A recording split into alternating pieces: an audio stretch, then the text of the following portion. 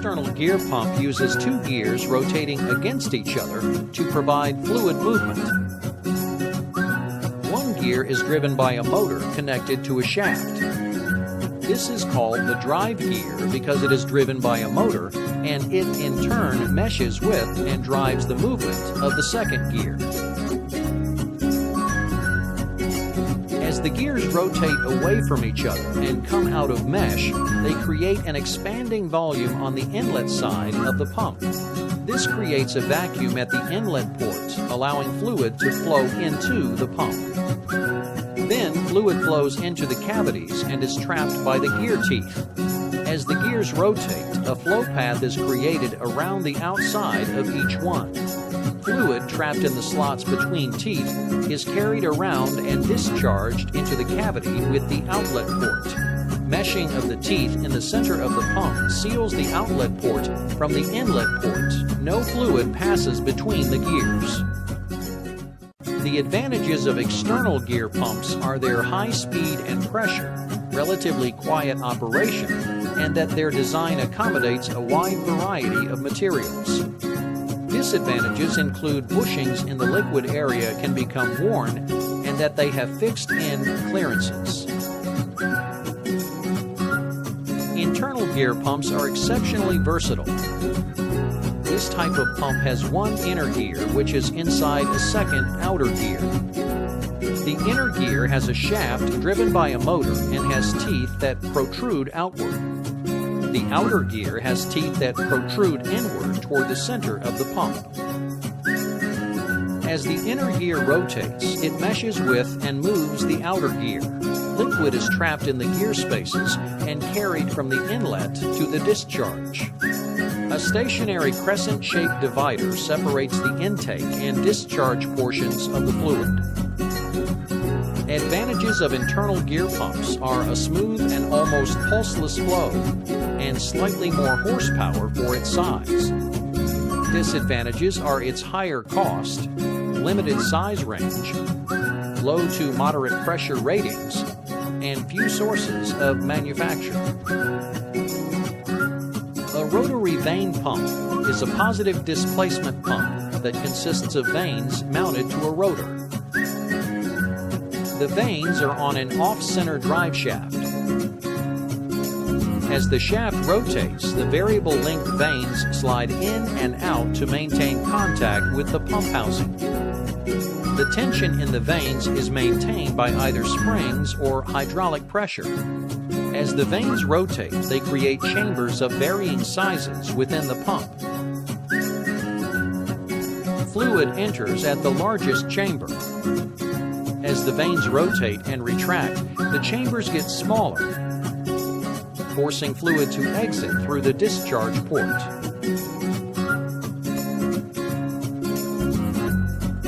The advantages of vane pumps are that they can handle low viscosity fluids at relatively higher pressures, can dry run for short periods, and develop a good vacuum. Their disadvantages include complexity and their unsuitability for both high pressure and high viscosity fluids.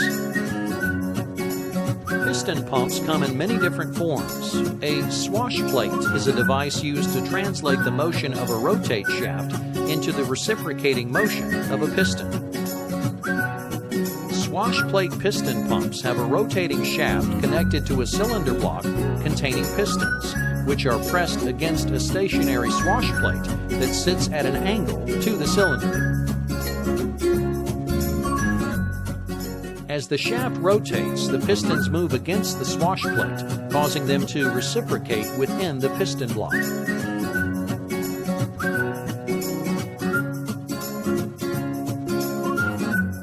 The pistons create a vacuum that forces fluid in during half a revolution and expels fluid during the other half. On the intake stroke, a spring ensures the pistons pull back and maintain contact with the swash plate, causing fluid to fill the empty cavity left behind.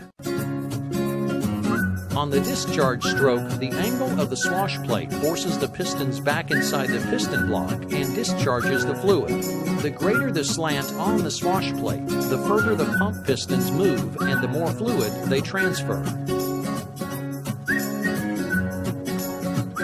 Piston pumps, in general, are manufactured with closer internal fits than other pumps.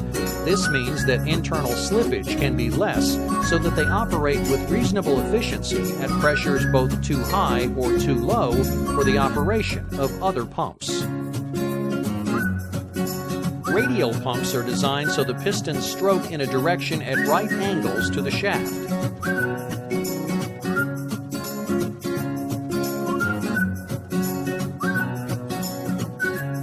Pistons are arranged like wheel spokes around a cylinder block with an eccentric central cam mounted on a drive shaft. As the shaft rotates, the cam moves towards the pistons, forcing them down into the cylinder block and discharging the fluid. As the cam moves away, springs help retract the piston and cause the intake stroke. Check valves ensure that fluid only enters the inlet ports and only exits the outlet ports. Radial piston pumps have a low noise level, very high loads at low speeds, and high efficiency. Hand pumps are used when a source of power is not available or where the extra expense of a power pump isn't warranted. For example, they are used on shop presses and other portable equipment, serve as standby pumps, and serve as sources of emergency power. Hand pumps are always of piston type and are usually constructed with a piston working between two check valves.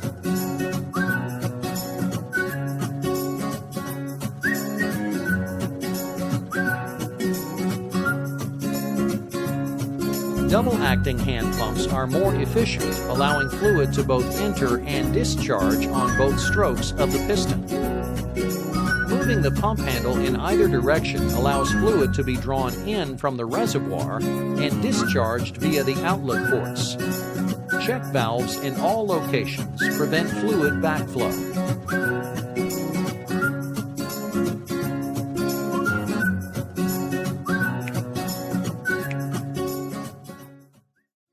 Many different types of pumps exist to assist fluid movement in a variety of systems.